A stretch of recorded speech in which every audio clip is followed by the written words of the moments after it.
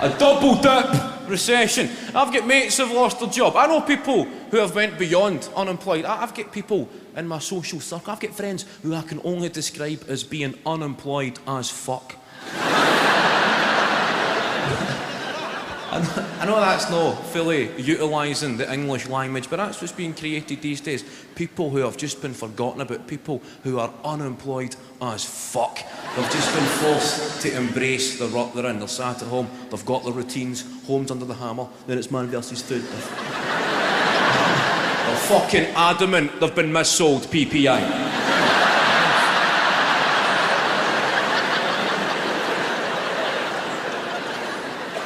Every 15 minutes you see that advert on the phone, where's my fucking PPI then?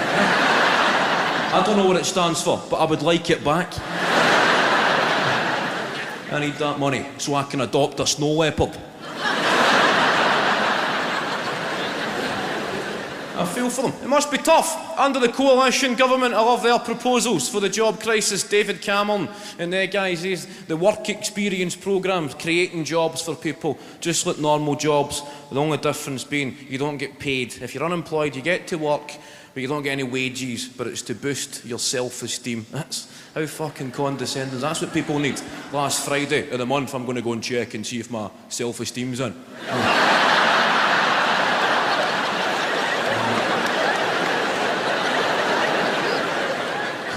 Feeling a bit low. Oh, thank the Lord it's Self-Esteem Friday.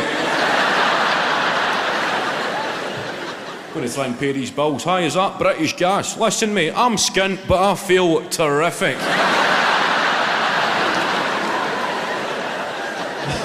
I'm wondering, are you prepared to accept self-esteem? Or maybe I can go on Skype and just smile at you. How's that?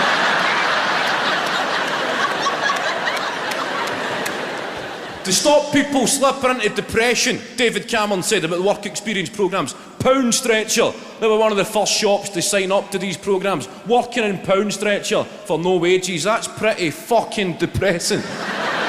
Working in a shop where everything is worth a quid except you.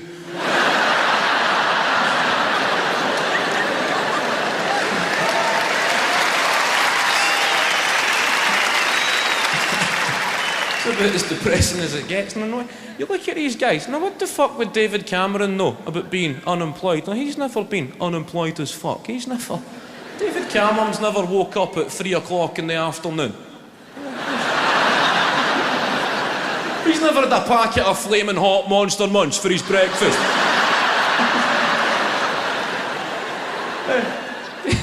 David Cameron's never known that feeling of waking up at 3 in the afternoon and your only goal for the day is to try and piss a skid mark off the inside of your toilet.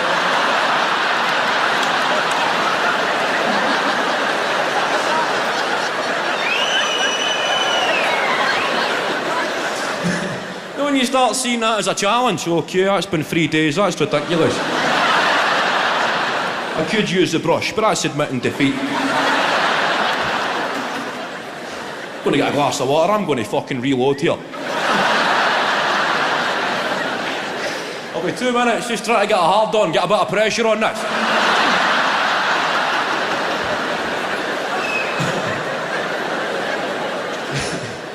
remember my first ever altercation with a friendly madman.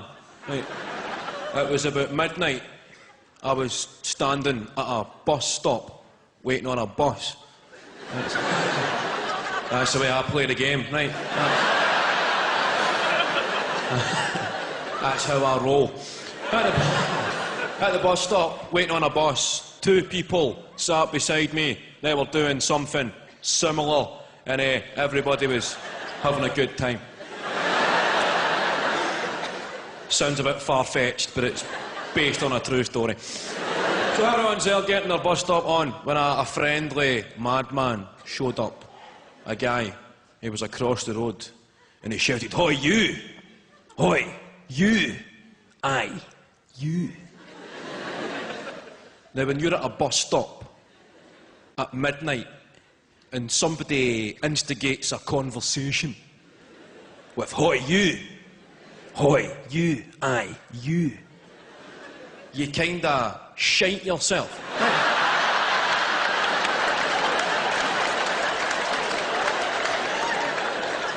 And you try and keep your head down, right? And then the guy shouts, "Hoy, fat boy, fatty."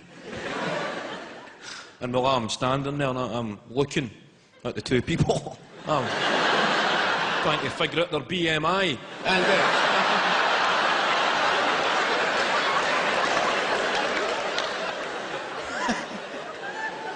because one of us is about to become a statistic, right?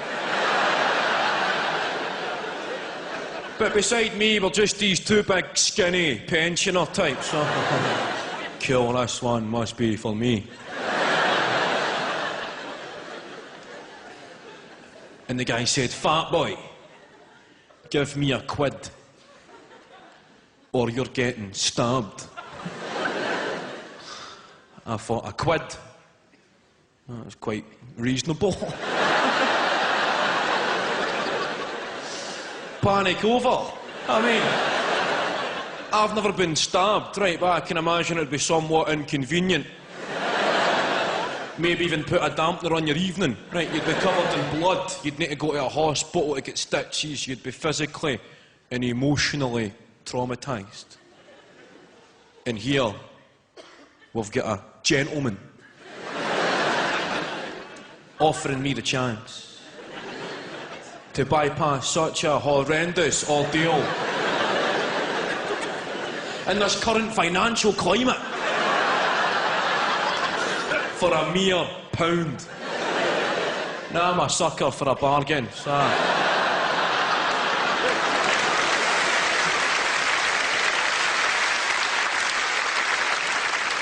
In Edinburgh, you're talking at least a £5, aren't you? It's a historical time, a referendum on Scottish independence. We've got the Yes campaign, we've got the Better Together campaign, and we don't have the fuck it'll be a good laugh campaign. There's a lot of negatives. I think it could be a laugh. The idea of Scotland being a proper foreign country, maybe we could just start messing about with the time zones and stuff like that. 9 AM every Friday, the clocks go forward for 8 hours. They could stop us. It's our country. 9 PM Sunday night, they go back for 8 hours. A foreign country, we could get our own plug sockets. A big six-pronger, a big hideous monstrosity. A Scottish plug socket, it doubles up as a violent weapon. That's how we kickstart the economy. We sell plug sockets at the airports. International arrivals. You got your plug socket, mate? No, that's 3 prongs, that's an English plug socket. There's a Scottish plug socket. Is it for an electrical appliance or self-defence, or? I've got other concerns. Obviously, the economic argument, an independent Scotland will not be allowed to enter into a currency union with the UK. We've been told that. And we could maybe start our own money. I was getting fed up with the pound, anyway, the sterling. Who even calls it the pound? It's a quid or a smackaroonie. That could be the currency. How hard is it to start your own currency? A smackaroonie. That could be it. Well, you could be in a recession if your currency's a smackaroonie, but never a depression. It would cheer you up. I'm doing my last 5 smackaroonies. You could rack up a crippling debt. The International Monetary Fund could announce the independent nation of Scotland is running at a 200 billion smackaroonie deficit. Just use it as a deflection tactic. What was that, mate? 200 billion what? Smackaroonies. I bet you wish you used the smackaroonie, eh? You'll fucking get your money, mate.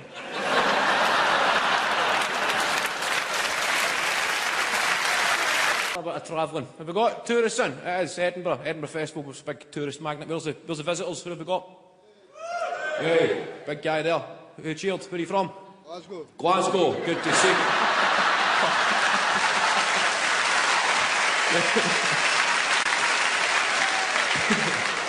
People flocking from all over.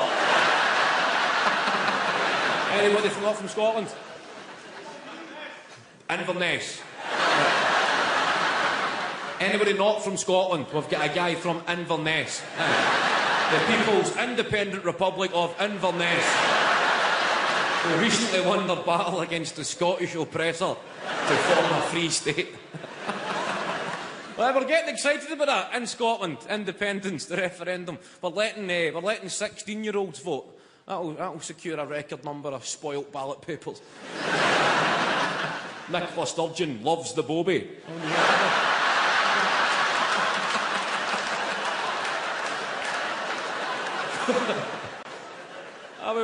We welcome the tourists. I've done a bit of travel. When I was in New York, I was in America for a week. I went over there, and you don't realise in the modern day technology how much shite you take photographs of until you go somewhere worth photographing.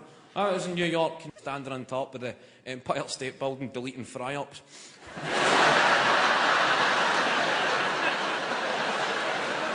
What means more to me, Ground Zero or that night I made fajitas? It's been 12 years and they were delicious. I went into a clothes shop in New York called Abercrombie and Fitch. You been there? Glasgow guy, you been there? No. I never knew it was that kind of shop. It's for the beautiful people, the staff. I don't mean that as a slant on you. It is. The women staff, female staff are beautiful. The guys, the male staff are topless. That's the thing. These guys, they're ripped. They've got six-packs. They're stunning. Right? Adonis-looking guys. I'm talking Peter Andre, Mysterious Girl video kind of guy. He said to me, "Can I help you, sir?" And I'm straight, but I was blushing when he talked to me.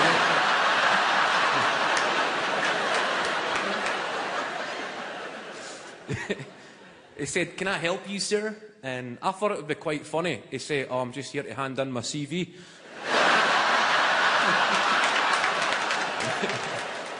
So I got talking to the Abercrombie and Fitch guy. I told him I was a soccer fan. And he goes, "Yeah, you guys take soccer pretty serious, huh?"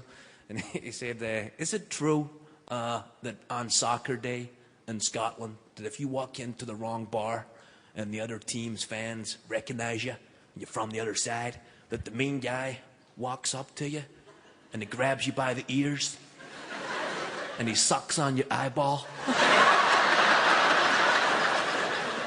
It would break my heart to deny that. I said, "Oh, tragic, mate, that still goes on." 2013. Old Firm game. Everybody's sitting there with monocles on. Just sitting in the pub beforehand. "Get him, Kenny." "Oh, he's got contact lenses, the Fenian bastard."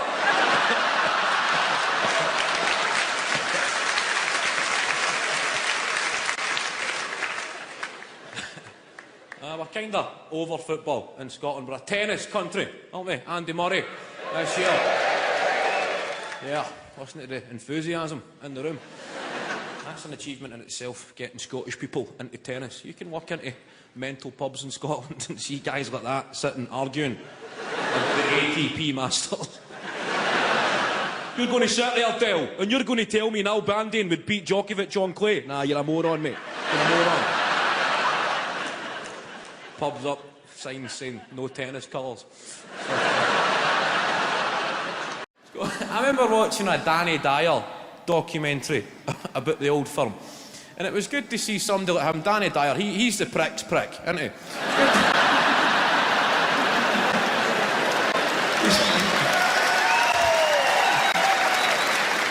It's good to see him. No, some nights you just flick through the channels and you see he's on Britain's Most Deadliest Men, him talking to some big wall puncher.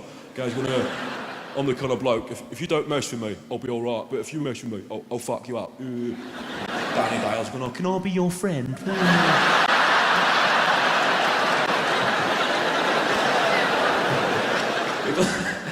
He done a special on football rivalries, and he was outside Ibrox in the morning of an Old Firm game, and he's talking to the camera. This guy made me laugh. He's going, "Celtic and the Catholics, and Rangers and the Protestants.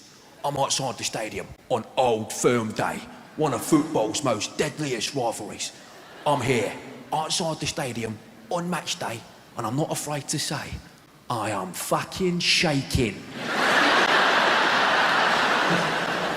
There's people walking behind them, just waving at the camera, going...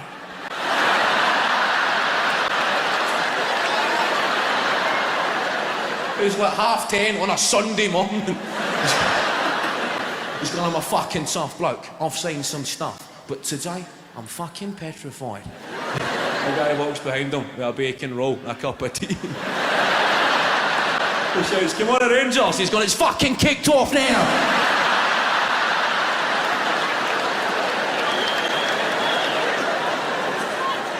The Apollo, eh? It's good to be here in London. Have we got any other Scottish people in the room? Up on the top deck, good stuff. That's where we keep them. I love Scottish people in London. I love speaking to Scottish people in London. They don't want to tell you about any of the sights or tourist attractions. They don't want to talk about any shows they've seen. They just say, guess how much? Guess how much we paid for 2 drinks? Have a guess? 2 drinks, guess how much? You know when somebody says to you, guess how much we paid, in an irate tone, social etiquette is to aim kind of low. So they can have the little moment of shocking you.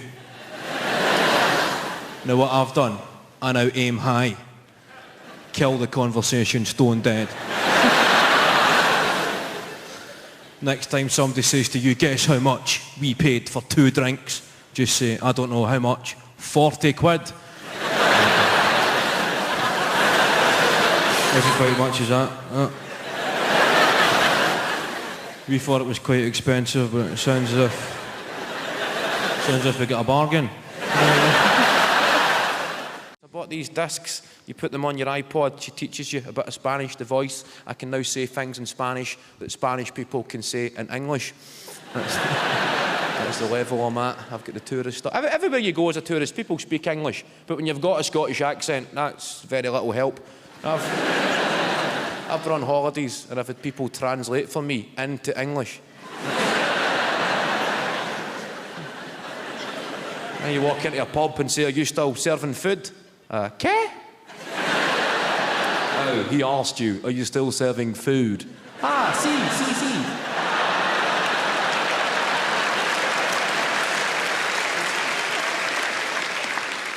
You get that shit? I was in America. I'd done a gig in America, in New York, and after the gig, a guy said to me, hey, buddy, are you actually Scottish?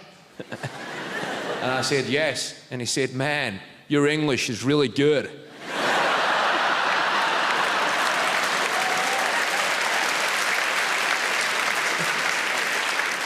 I got these discs. The best I've got, una mesa para cuatro, por favor. I've got tourist stuff. Kind of nailed. Tourist stuff you need on holiday. Like, that means a table for 4, please. She says it a few times. She says, una mesa para cuatro, por favor.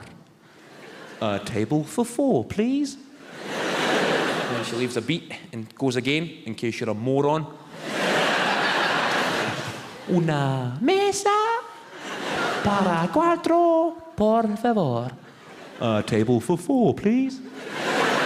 And she says it 3 and 4 times. And you start drifting off and just imagining how many people have been found dead listening to these discs. A suicide note wrote in broken Spanish. Just, it all got 2 muchas.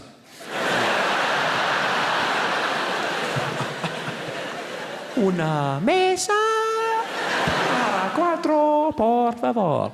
A table for 4. And that's crucial knowledge, because I know that when me and 3 associates, when we walk in to a restaurant in Spain, I can tell the head waiter is looking at us and thinking, well, I wonder what these guys want.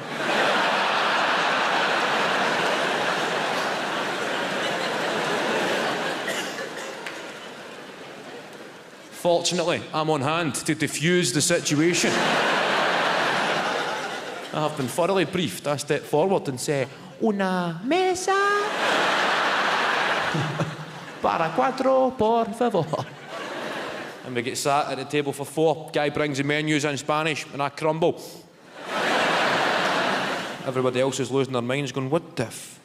What's a hamburger esa?